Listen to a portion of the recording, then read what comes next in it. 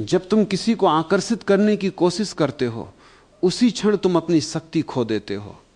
जिस फूल को मधुमक्खियों को बुलाना पड़ जाए, समझ लेना कि उसमें सुगंध नहीं है। सच्चा फूल किसी को निमंत्रण नहीं देता, फिर भी भंवरे चले आते हैं। यही जीवन का सबसे बड़ा रहस्य है। तुम्हें लोगों को अपनी ओर खींचना नहीं है, तुम्हें ऐसा बनना है कि लोगों के कदम स्वयं तुम्हारी ओर मुड़ जाएं। लेकिन दुर्भाग्य यह है कि मनुष्य ने पूरे जीवन को उल्टा जी लिया है। वो चाहता है कि लोग उसे पसंद करें, वो चाहता है कि लोग उसकी प्रशंसा करें, वो चाहता है कि लोग उसके बिना रह न सकें, और इसी चाह में वो अपना वास्तविक स्वरूप खो देता है। जिस दिन तुम दूसरों की स्वीकृति के पीछे भागते हो, उसी दिन तुम्हारा आकर्षण समाप्त हो जाता है। क्योंकि आकर्षण कभी भी मांगने से पैदा नहीं होता। आकर्षण तो उस व्यक्ति के भीतर जन्म लेता है जिसे किसी की स्वीकृति की आवश्यकता नहीं रहती।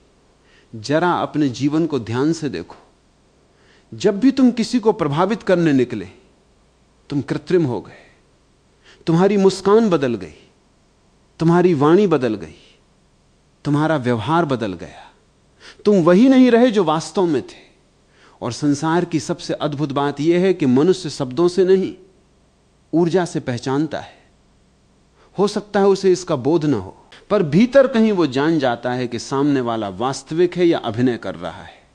अभिनय कभी आकर्षित नहीं करता, वो केवल कुछ समय के लिए भ्रम पैदा करता है, फिर एक दिन सब समाप्त हो जाता है।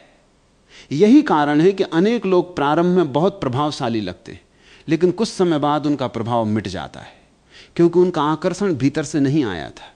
वो केवल व्यक्तित्व का रंग था, और रंग अधिक देर तक टिकते नहीं।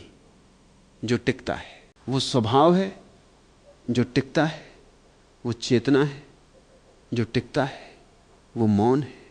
एक व्यक्ति साधारण वस्त्र पहन सकता है, उसके पास धन न हो, उसके पास प्रसिद्धि न हो, फिर भी लोग उसके पास बैठना चाहते हैं। क्यों? क्योंकि उसके भीतर शांति है, और शांति सबसे बड़ा आकर्षण है। आज का मनुष्य बाहर से चमक रहा है, लेकिन भीतर से टूट रहा है। उसने अपने चेहरे को सुंदर बनाने में वर्षों लगा दिए, लेकिन अपने मन को सुंदर बनाने का एक दिन भी नहीं निकाला। वो दर्पण के सामने घंटों खड़ा रहता है, पर कभी अपने भीतर नहीं उतरता। और जो भीतर नहीं उतरता, वो जीवन भर बाहर ही भटकता रहता है।